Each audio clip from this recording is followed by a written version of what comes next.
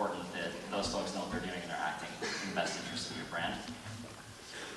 So I think that there's going to be a way that that will work for either party. You can do the in-house, you can do the outsourced model. It's really up to the brand and to the agency how they're resourced. But regardless of whether you're 100% in-house or you're outsourced entirely, you've got to define that information flow. And this is what I really see as the benefit of the demand-side platform and programmatic buying giving more control to marketers is you've got that information that's coming out of those systems. And if you're not using it or you don't have access to it, then there's nothing really different than just shipping an IO off to an ad network. So to me, that's a two-way flow between whoever's doing your media planning and whoever's doing your programmatic buying. So think about what information you're getting back, not just cost per action, CPA type stuff, not just impressions, but really what's working. So at our team, at our agency, we've got a team of programmatic buyers. They sit 2 rows over from our media planning team. And we can find something that might be effective and say, you know what, when we buy CNN.com and we're targeting the travel contextual category, that seems to work really well from a programmatic standpoint. We'll take that over to the media planning team, and they might reach out to CNN and see if there's native advertising opportunity or a more high impact deal that would be effective having that information. On the flip side, they might say, well, we had some budget cuts and we're not able to work with all the sites that we wanted to, but here's a list of 10 that we know do really well against our target audience. Can you get us some coverage there? And ideally on these 5, we'd really like to target females 35 to 54, and on these 5, we really want to target millennials that have iPhones. We can take that information, plug it into our team and our systems, and get them that coverage. And we wouldn't have that if we weren't in contact with the media planning team. So after that, you kind of have to define your tech stack, and this is going to be more important, certainly for those that want to bring this in-house.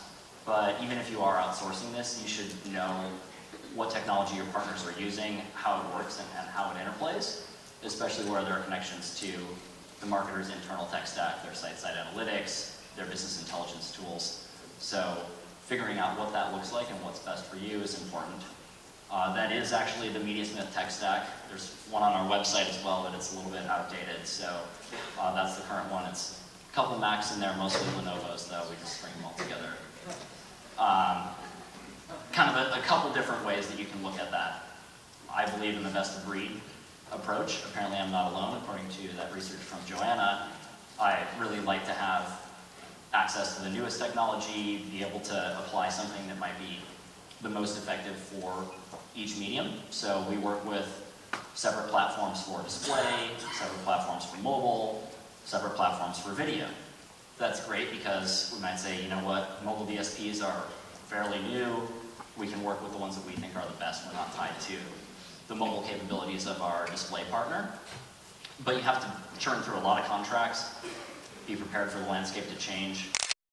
We worked with Invite Media. They got acquired by Google. Now they're a DoubleClick Bid Manager. Things are a little bit different. Adapt TV is now part of AOL. All those products are going to change their approaches, and we're seeing that's happening quickly. So it requires some flexibility that not every company is really going to have. I think the alternative would be more of a one-stop shop approach. And whether you can ever find that true one platform to rule them all that I think Joanna's been looking for years now.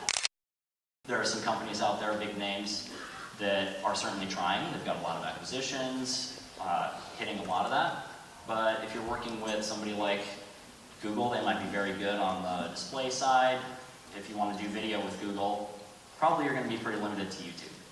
And when you look at their social capabilities, Invite Media was the last one on FBX, so think about that. If you're 100% tied to them, you might not have access to some of those earlier things that come along, but there are going to be some great efficiencies that you'll see if working with a single platform, just one contract to deal with, and you kind of know what you're getting into and probably have some more stability. So keep that in mind when you're looking at how those different technology providers kind of fit into your ecosystem.